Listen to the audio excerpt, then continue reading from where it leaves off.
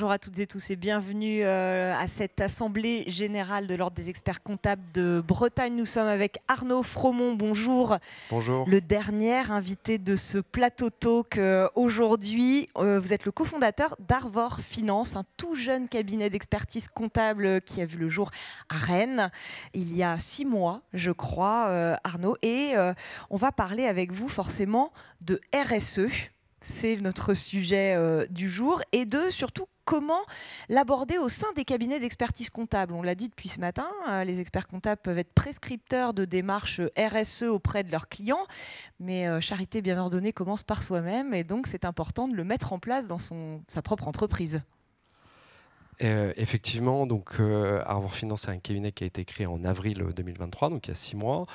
Et on a tout de suite, dès la création, fortement réfléchi sur les aspects RSE, en identifiant dès le début 4 grands axes qui sont l'aspect social. C'est l'aspect humain qui est le plus important dans nos métiers, l'aspect client, l'aspect territoire et planète, et enfin un dernier bloc, gouvernance. Donc si on rentre dans le détail de ces 4 thèmes, sur l'aspect social qui englobe tout l'aspect ressources humaines du cabinet, on a essayé de façon collaborative avec les équipes de définir la meilleure façon de travailler possible pour favoriser le bien-être au travail. Ça passe par quelques mesures assez clés, un temps de travail adapté à chacun, parce qu'on considère qu'il y a des périodes de la vie où on a envie de beaucoup travailler, d'autres un peu moins. Donc on fait des contrats de travail à la carte, qui après charge à nous de l'intégrer dans la gestion du cabinet. On a des indicateurs sur le nombre d'heures de formation obligatoire pour chaque personne, et je dirais plus généralement sur l'aspect collectif du cabinet, en partageant au maximum les décisions qu'on prend et en sollicitant l'avis des équipes pour tous les éléments importants du cabinet. Et c'est réaliste, ça fonctionne. Depuis 6 mois, ça fonctionne. Et le challenge, c'est de faire perdurer ça dans le temps, avec une croissance des effectifs, parce que forcément, c'est plus simple à gérer quand on est 3. Là, aujourd'hui, on est une dizaine. Donc, ça fonctionne. Et on va essayer de faire que ça fonctionne jusqu'au bout. Donc ça, c'était le premier volet. Le premier point. Le deuxième point, client. Client, ça passe beaucoup par la qualité et surtout par le temps qu'on accorde à nos clients. Donc on dimensionne les missions pour se laisser un maximum de temps avec nos clients pour être disponible envers eux, par des enquêtes de satisfaction, pour bien être sûr qu'on répond à leurs attentes, pas seulement d'un point de vue technique, mais d'un point de vue disponibilité, format des échanges notamment. Le troisième point, qui est le point qui vient le plus vite à l'esprit sur le sujet RSE, c'est l'aspect planète et territoire. Ouais. Donc là, on essaye vraiment de travailler sur nos modes de déplacement, en favorisant le train. L'avion est proscrit en dessous d'un certain nombre d'heures de déplacement. On travaille avec des fournisseurs locaux.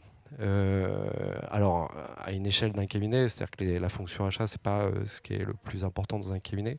Mais on réfléchit à avoir des téléphones reconditionnés. Merci, j'allais dire recyclés, reconditionnés, à travailler le maximum avec des fournisseurs locaux.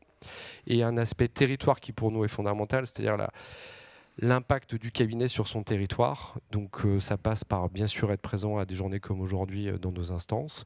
Et une autre mesure qu'on a prise, c'est qu'on impose à chaque salarié de passer environ 4 à 5 jours par an dans une association de son choix, conforme à nos valeurs, bien sûr, pour contribuer au développement du territoire. Exactement. D'accord. Et c'est donc ça aussi, il faut qu'on le mette en œuvre.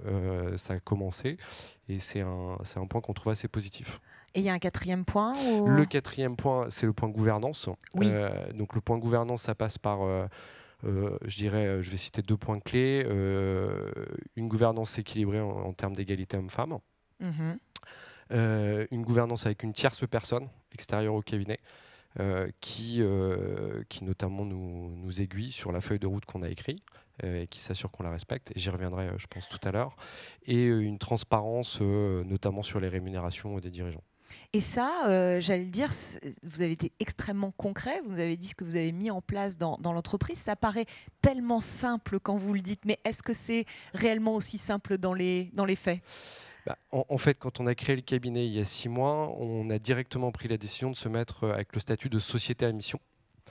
Alors ça, c'est peut-être un statut qui ne parle pas à tous. Est-ce que vous pouvez nous en dire un mot? Oui, donc le statut de société à mission, c'est quelque chose qui est vraiment écrit dans les statuts de la société, qui oblige à réfléchir à une raison d'être, qui oblige à se définir des objectifs, qui impose un suivi. Alors de notre côté, au travers d'un comité à mission, où là aussi, il y a une tierce personne qui vérifie que tout ce dont je vous ai parlé, on le met bien en œuvre, et qui, in fine, aboutira d'ici 2 ans à un contrôle par un organisme tiers indépendant, donc un ETI, qui vérifiera que les objectifs qu'on s'est donnés, notre raison d'être, les indicateurs qu'on suit, ont été ou pas respectés au bout des 2 ans. Donc mission réalisée d'ailleurs par les commissaires aux comptes. Ça, c'est finalement la première brique de la mise en musique de toute cette RSE au sein de l'entreprise. Est-ce qu'il y a d'autres choses à noter? C'est un point de départ, ça. Et puis c'est un choix que vous avez fait qui n'est peut-être pas celui de tout le monde, mais ça ne veut pas dire qu'on ne peut pas y aller pour le coup. Non, enfin, moi je pense que le statut de société à mission, c'est un formidable outil qui permet de concrétiser ce que l'entreprise veut faire. En définissant des indicateurs très précis qui imposent des réflexions. Ces indicateurs, on les fera évoluer dans le temps. On travaille avec l'ensemble des équipes pour les définir. On a forcément des indicateurs, par exemple, sur les trajets. Donc, ce dont on se rend compte, c'est que prendre le train, c'est souvent plus compliqué que prendre la voiture, surtout en Bretagne. Parce qu'on a. Je ne vais pas vous contredire. Voilà. Donc ces indicateurs, on les suit, on les définit avec l'ensemble des collaborateurs et bien sûr on les fera évoluer dans le temps. Donc tout ce qu'on a imaginé aujourd'hui ne demande qu'à évoluer et au fur et à mesure. Arnaud Fromont, cette entreprise, elle est toute jeune, oui. Arvor Finance, mais finalement, est-ce que vous mesurez déjà des impacts de ce mode de fonctionnement sur votre activité ? Alors, en tout cas, de mon côté, j'espère que c'est pareil pour tout le monde, mais on est heureux de travailler dans ce cabinet. C'est déjà une bonne chose. C'est déjà beaucoup, parce que c'était un des objectifs fondamentaux, le bien-être des collaborateurs et de toutes les équipes. Donc j'espère qu'aujourd'hui, en tout cas, j'ai le sentiment que ça fonctionne. Mais il est un peu trop tôt pour le mesurer. Eh ben, écoutez, en tout cas, on vous souhaite une très bonne continuation à vous, à toute votre équipe au sein de Arvor Finance. Voilà, 6 mois, c'est jeune, mais voilà, avec cette feuille de route en perspective, on vous souhaite le meilleur et un très beau développement. Merci Arnaud Fromont, vous étiez donc le dernier invité de ce plateau talk pour cette journée d'Assemblée Générale de l'Ordre des experts comptables. Merci à l'ensemble des équipes techniques qui ont permis la réalisation de ce plateau et à toutes les personnes qui ont œuvré à trouver nos invités et à préparer tout ce temps d'échange très précieux. Je vous dis à très bientôt, sans doute l'année prochaine pour l'Assemblée Générale 2024.